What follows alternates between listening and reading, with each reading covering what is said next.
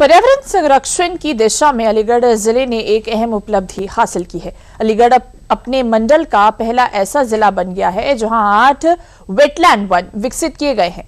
Satellite सर्वे के अनुसार उत्तर प्रदेश में कुल 1.21 लाख वेटलैंड चिन्हित किए गए हैं, जिनमें से अकेले अलीगढ़ में 190 वेटलैंड की पहचान हुई है। देखिए रिपोर्ट। अलीगढ़ जिला अपने पर्यावरण संरक्षण के प्रयासों के चलते इन दिनों चर्चा का विषय बना हुआ है। दरअसल ये अपने मंडल का पहला ऐसा जिला बन गया है जहां सबसे अधिक 8 आर्द्र भूमि यानी वेटलैंड वन तैयार किए गए हैं। इन वनों को मियावाकी पद्धति से विकसित किया गया है, जो कि जापान की एक विशेष वृक्षारोपण तकनीक है। ये वन न केवल वातावरण को शुद्ध बनाने में मदद कर रहे हैं, बल्कि वन्य जीवन के लिए भी सुरक्षित स्थान प्रदान कर रहे हैं। सैटेलाइट सर्वे से यूपी में 1.21 लाख वेटलैंड चिन्हित किए गए हैं। अलीगढ़ में इनकी संख्या 190 आई थी। इनमें से एक इगलास, अतरौली, अलीगढ़ खैर में 2 समेत 8 वेटलैंड वन स्थापित किए गए हैं। एक वेटलैंड का क्षेत्रफल 2 हेक्टेयर है। इस हिसाब से केवल अलीगढ़ में ही 16 हेक्टेयर वेटलैंड वन स्थापित किए गए हैं।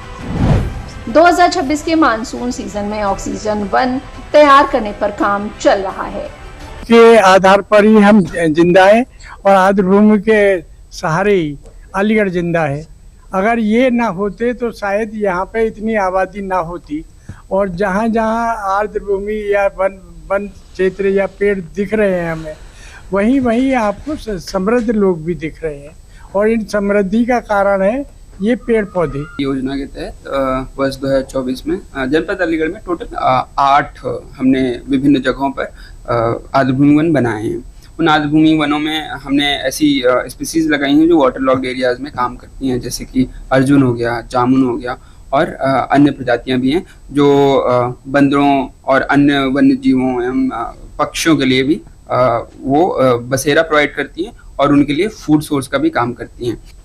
विकास जो स्थापना है, मुख्य रूप से हम लोगों ने जो ऐसी छिछली या जल भराव वाली जो हमारे आर्द्र भूमि थी, उनके आसपास हम लोगों ने वृक्षारोपण के माध्यम से उनका विकास किया है।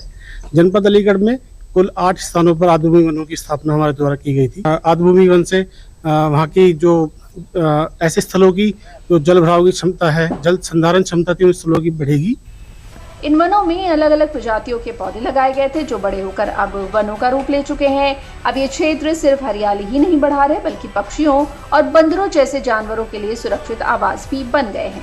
वन विभाग के अनुसार इन आधुनिक वनों से स्थानीय लोगों को स्वच्छ और ताजी ऑक्सीजन मिलेगी। साथ ही ये क्षेत्र तापमान को नियंत्रित करने और पर्यावरण संतुलन बनाए रखने में भी मदद करेंगे। प्रशासन की योजना है कि 2026 के मानसून से पहले और भी ऐसे ऑक्सीजन वनों को तैयार किया जाए, ताकि जिले में हरियाली और पर्यावरण संरक्षण को और मजबूत किया जा सके।